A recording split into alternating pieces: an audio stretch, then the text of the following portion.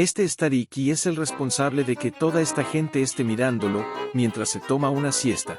No pudo evitar dormirse en medio de la transcurrida acera de la ciudad de Alanya en Turquía. Esto provocó que los transeúntes se detengan para ver tan majestuosa escena. Algunas personas le tomaron fotos y videos, otros lo acariciaron e incluso le dieron dinero.